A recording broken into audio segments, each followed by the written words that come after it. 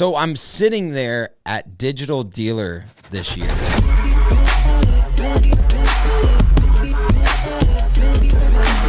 This is Auto Collabs. And we had just started our TikTok account as a Sodu. And for some reason, I logged into it. And the first thing that I saw when I logged in was somehow they got the hashtag right, was a TikTok from Activengage of like showing all of the types of digital dealer and people that would be walking in. And it was probably, I wish they would have had millions of followers at that point, because it was one of the most dialed in expressions of how people engage in automotive conferences. I love those. Hey. I love those videos where they talk about, where they give all the stereotypes. Like Dude Perfect does that a lot, right? They'll do like the plane guest, the dad, it's so much fun. And so the fact I saw that video, I think you probably are the one that showed it to me. And the fact that they were able to nail that just as you were logging into TikTok, just as you were at the same conference they were at. I mean, talk about a personality introduction to a company. It takes a lot of courage to do stuff like that. Like, I don't think people realize, especially in like automotive, where there's kind of two buckets. You are either the prepared notes, I don't want to stereotype to white collar, like prepared notes must be like, yes, and hello, Kyle and Paul, how art thou today? Like that. Old English and everything. Yeah. How art thou? Yeah, right.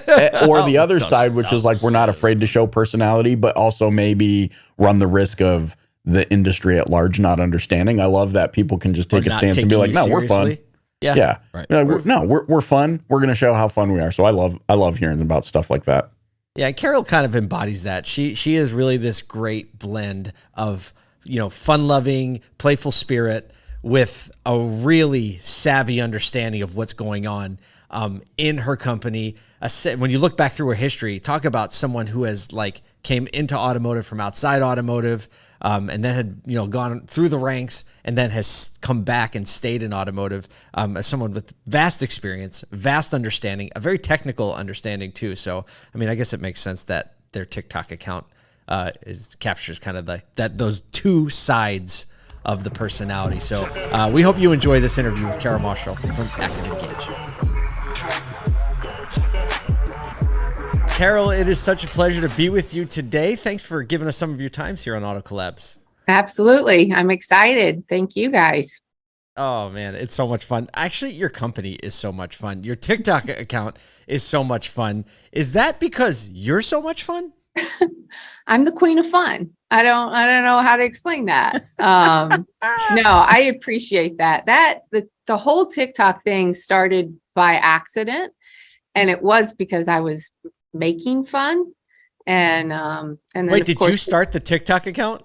No, I just, was admiring the way someone was walking through Digital Dealer and trying, the highest form of. I have a feeling the word admiring, the way you use it in that sentence, isn't exactly the dictionary definition. So the team was like, what are you doing? And I'm like, didn't you see? So then of course they took that idea and they ran with it. And yeah. And is that the video I've seen where it was like the different types of people you'll see at Digital Dealer?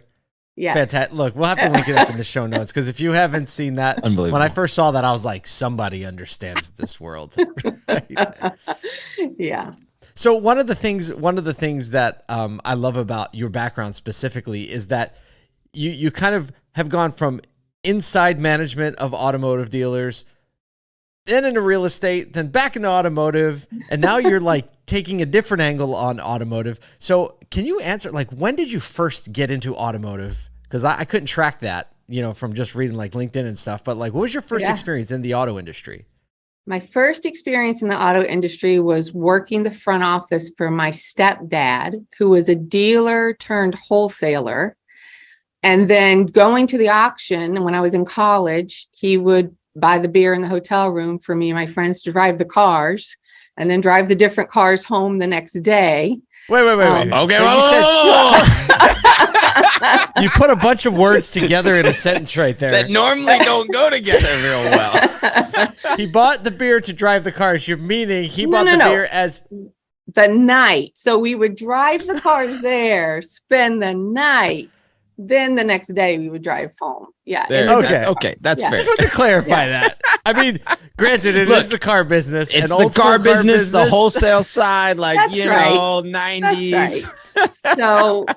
So officially that was the first experience. But after that, because I went to college, I was working with Sears as a national trainer. And then I found myself at home with my first child. I went to a job fair to get information for my neighbor who wanted to work for a large retailer. And the only way I could talk to someone was fill out an application. And then I was hired a few weeks later. So I was at home with one child and they said, "Hey, we'll pay you this." And I said, "What day do I start?" And so what was that role? What was that role that you stepped into? It was a GSM in a used car store. So wow. So you entered at the GSM level because of your retail experience at that point. Yes, because I had been a district manager with Sears for floor coverings, for window coverings in the DC area. We decorated the vice presidential house. Like, I had negotiating skills and negotiated all the contracts with the installers. So there are many reasons, and they were trying to introduce non-automotive blood. I probably did not share the auction story at that point with them. Yeah, right. We'll talk about that later. But yeah, and that was such a wonderful experience with AutoNation, and started with a store, and then e-commerce district manager, and then field operations manager out of Fort Lauderdale. And wow, learned so much with Mike Maroney. I mean, to be in the room, right. And I remember him telling us, like, imagine the kids' game with some liquid in the spoon. He goes, "I don't care if you have one drop left in the spoon, you get there first." So that's what we did. And what an impressive team we had, at that point in time. So, okay. I don't want to skip over the fact, because I think it's really important to kind of hear your experience. And I know this is some time ago, but the reality that as an industry, typically we do not hire really anybody at the dealership level that has the title manager or director into automotive from outside industries. There's kind of this like have to cut your teeth mentality. And I'd love for you to kind of talk through maybe just a little bit, like how you experienced that learning curve at that point, and how maybe you see it as more of a possibility potentially for more people to take your path, and for our industry to recognize that there are transferable skills from outside our industry at the management level. Absolutely. So, when I came in at that level, the general manager came from the rental car industry. And he did pretty well today. He's COO of Echo Park for Sonic. So it was Tim Keene who I was working for. And I would take one day off in the month. To say it was easy would be a lie. It was bell to bell every day. One day off in the month. I come in the next day, he would be waiting. How many ups, write-ups? I mean, it was driven into your head that you knew what was going on in your business. The transferable skills is what I touched on. I had experience sitting across the table negotiating with people. I had obviously the customer service experience. I mean, Sears 20, 30 years ago was all about the customer experience. So, and then I was really surrounded. That team was very, very special. Again, it was in the early days. There were many other non-automotive people on our staff, with just 2 or 3 in there. So, we had Reynolds and Reynolds. We learned the system. We learned F&I, and we just continued to get better at it. And a sense of humor is key. To go back to the fun part, like, you have to have a sense of humor, and when you miss it, you just miss it, and you own it, and you get better. So, yeah. So you said sense of humor is key. Was that a part of the culture in your time at AutoNation? In pockets of my time. Yeah. I mean, there's certainly times. I remember a weekend the used car manager and I were having a passionate conversation with the GM, and he's like, "You just completely missed the boat. You missed the boat. You missed the boat." And the used car manager's like, "Boss, I think we were like paddling right next to the boat. Really, we were like right there next to the boat." And you just find ways to break the ice, bring some levity to the situation. Yeah, a little bit. Yeah. So for the last 13, 14 years, right now you've been with Activengage, which Activengage was an extremely early provider in the chat environment in automotive. And so were you on kind of the ground floor with the organization, or because I don't really know the history behind Activengage and how bringing chat to the automotive industry, because it was one of just like a couple providers initially that was bringing this new idea, right? Yeah, I was employee number 7. Wow. And so there were the 2 owners at the time were 2 of the 7. We did not have an office. I had known them, through the industry for years and years. I hadn't seen them in a while. And I actually went to a digital dealer, and they would do this, and then they'd go talk to me, and so they were chatting while they were in the booth, and we kind of reconnected then. So when I had the opportunity to come on board, I mean, it was a complete dream, because I remember being in the dealership, an AutoNation dealership, and being told, "Oh, you had 11 people on your virtual showroom yesterday morning. That's awesome." And I'm like, "Yeah, well, who were they? What did they look like? What were they looking at? What did they want to know? Are they looking to buy this weekend?" And you don't know any of that. None of that. So when they came to me and I was presented the opportunity, wow, I knew from being inside the dealership what information I would want to know to continue that relationship and sell something. And so that's the way I structured the conversation. And we have an acronym for the way that we have our conversation flow, and have fun. H is the last one, because it should be fun. It's the most expensive emotional purchase someone's going to make. So you have to establish trust and a relationship and help them this is the most exciting part of the journey, right? Imagining which vehicle you're going to get, like, by all means, and then flip it over to the service side. One of the things that we're very careful about is we never ask, when do you want to bring it in? Because I don't want you to have in your mind that Tuesday at 10 is when you want to bring it in, for that time not to be available. So, instead, let me look to see what we have. You're going to leave us hanging now, because you told us about an acronym. Right. The I was like, H. I was like, what H. word ends with an H? I got to know the acronym, because I feel like that's really crucial to the way that maybe you manage conversations, and the way that, like, maybe as an industry we need to approach conversations. Because if I'm thinking that the word ends with H and it's like have fun is kind of the crux of the thing, I'm guessing there's some other good stuff for us as an industry. There's other good letters in that word. And the first letter would be L for listen. And the second's A for acknowledge. Because think about when you go through a drive-through, if you say, I know where we're going with this. "I want a chocolate milkshake," and no one repeats that back to you, do you pull forward? Right. No, you do not. Yeah. And it all relates to happiness. Would you understand after that? Would you understand after that? Yes, you should understand. Because again, you really do need to clarify. And look, this is what gets to the heart of what separates us, is we have to have humans, because a word can have multiple meanings. Oh yeah, and especially in English. Yes. And people hijack words that don't even. I have a 15-year-old son that a little hijacking going on in the 15-year-olds right now. He'll say bet, and I'll go, what? I don't.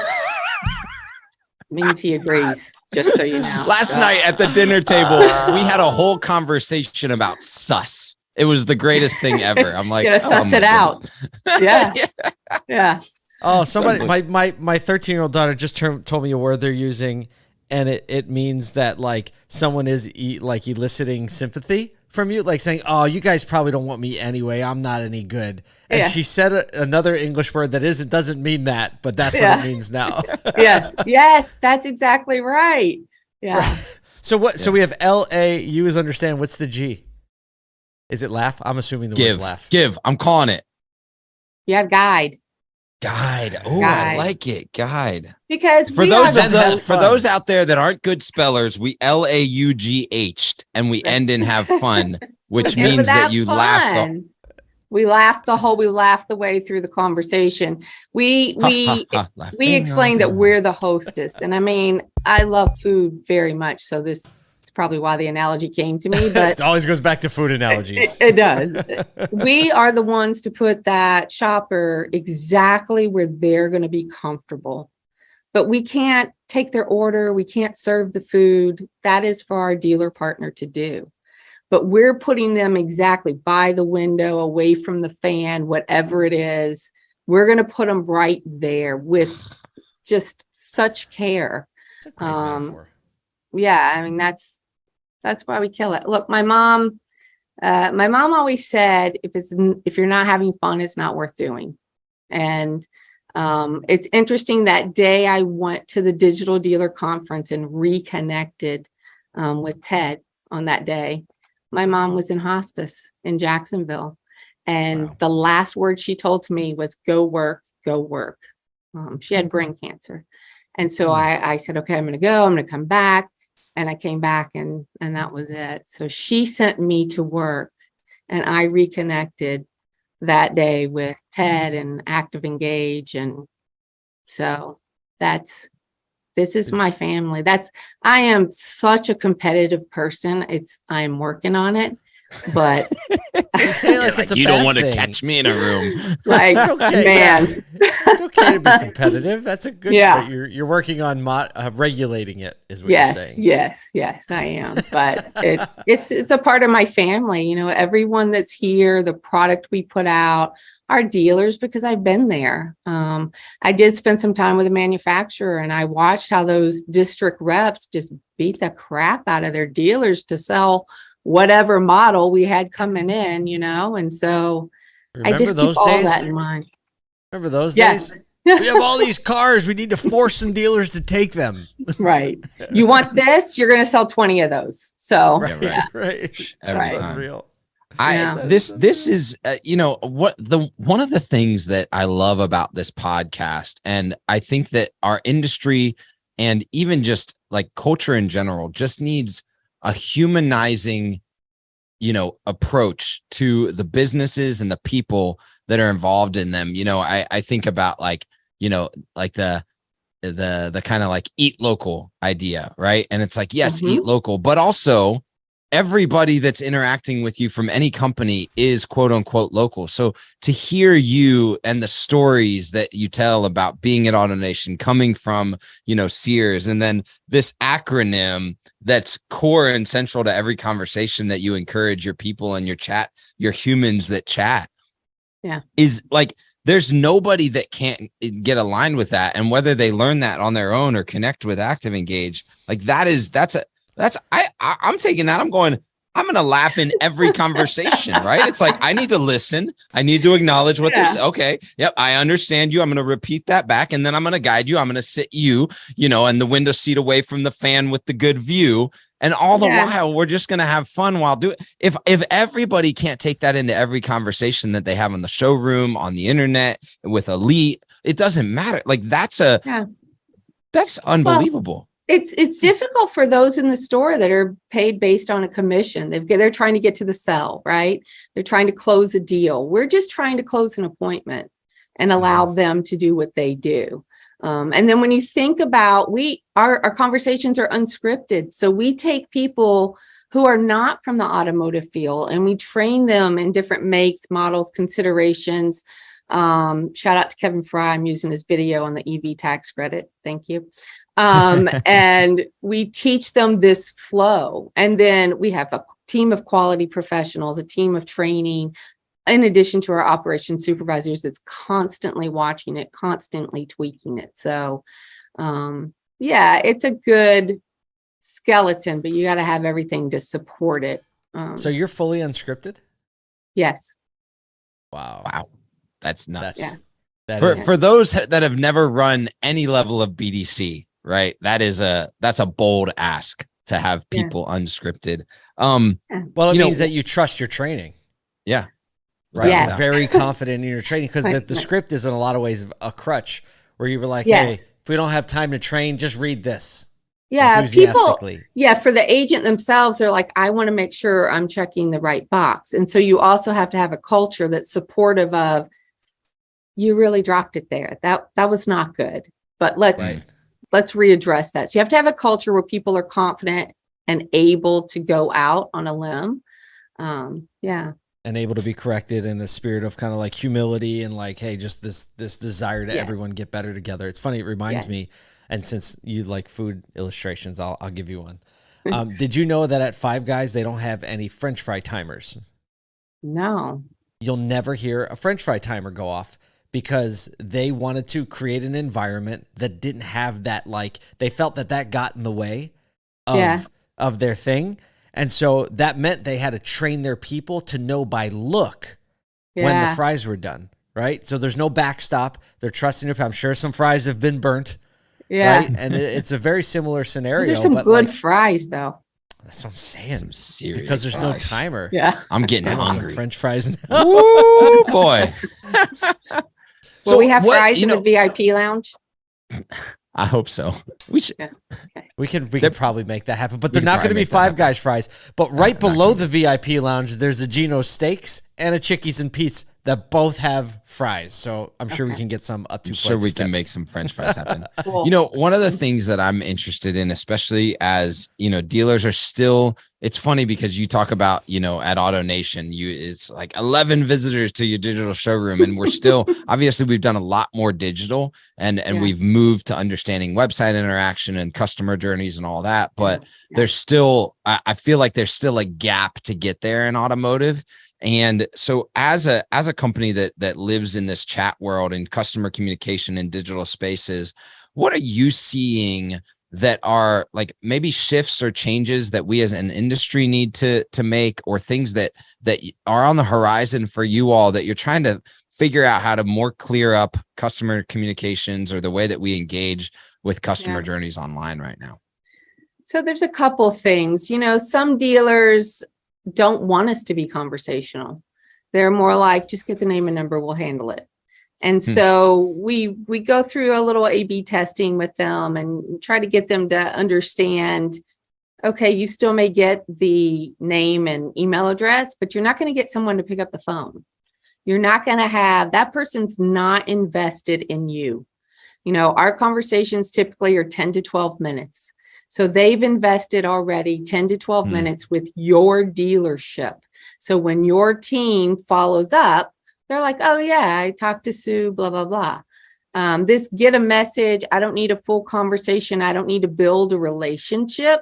I mean, how quick can someone click over to another site? That's still, it's crazy, but still today you have a little bit of that. With digital retailing coming up, you got to understand the importance of having a human guide you through that. I mean, even if you go to the grocery store, Home Depot, Walmart, and you go through the self-checkout, who's standing there? Someone from the store, just to help you do this. How much more difficult is a digital retailing tool? How many more questions are they going to have? And so we're integrated. We have fantastic partners that we're integrated with, and we study what questions we get and what are those trends and are they changing, and we can provide that feedback. We can provide feedback to the dealer if they want to do something different on their specials page.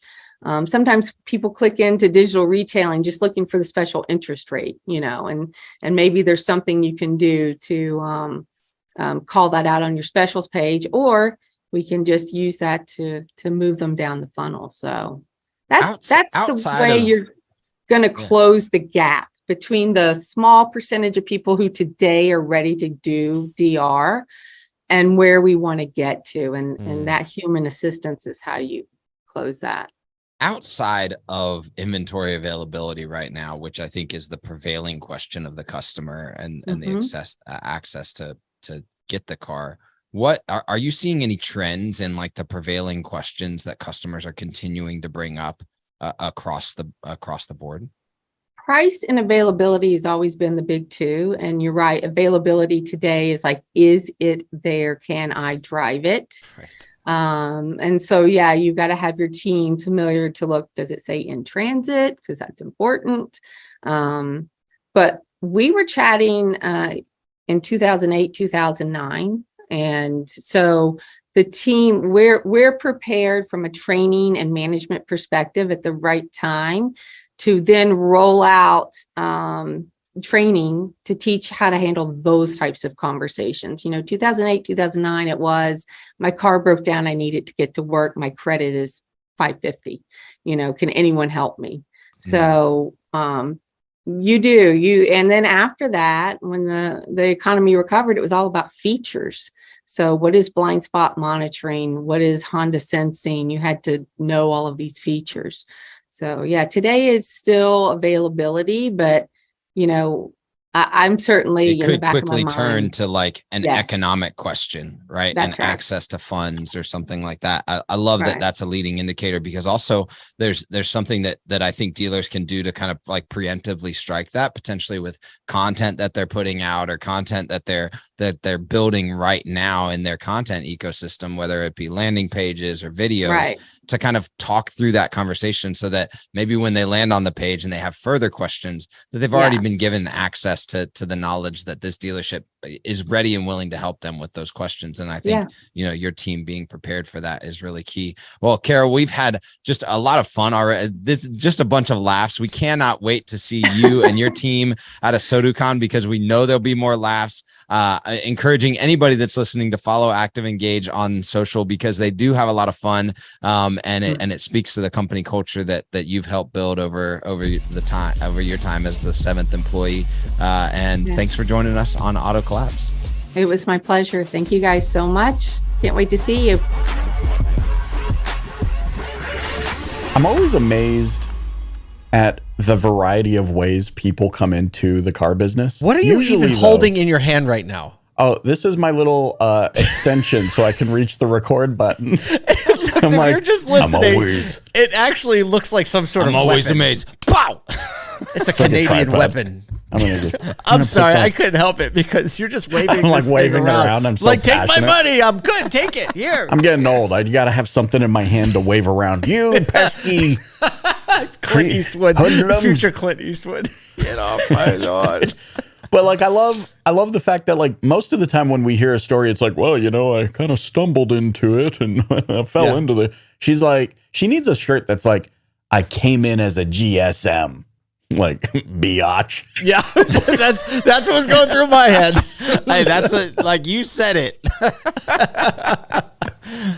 It's impressive to me, and I think that that's something that we can even learn as an industry still today. That hey, look, there are people that are valued for their management expertise, their ability to negotiate, their ability to lead teams outside of the industry, and hey, they might be a valuable part of our management structure, both on the industry partner and the dealer side. And we should look at that more as an opportunity, because I think actually what's really cool about that is if we looked at the rest of culture and the rest of business as that way headed into auto, then people inside of auto might actually be looked at with more skills and expertise from those outside of auto. And you might see a more transient business culture, people being able to pass between. And I think that would lend itself to some of the things that Carol has been able to bring to the Activengage company and her leadership and the culture that we talked about in the intro, but as well as things like that acronym that she leaned into and being able to learn how to communicate, how to engage with customers and with dealers and all of that. Like that's going to be something that as an industry, if we can bridge that gap, if we can be the leaders in bridging that gap, it's actually going to be better for all verticals. So look, if you haven't, I don't know what the handle is. It's got to be at Activengage on TikTok. Yeah, it's got to be. Like no one else has Activengage. Michael Searles fact checked us on that. But if you haven't, you need, after hearing Carol, you got to go check out the TikTok account because it'll really give you an understanding of the personality of the industry. So much fun. Can't wait. they're rocking the VIP lounge at AsoduCon, so I'm sure that's going to be a wild blast. I hope they let us go up and have some fun with them as well. Thank you so much on behalf of Michael Cirillo, Kyle Mountsear, myself. Thanks for listening to Auto Collabs.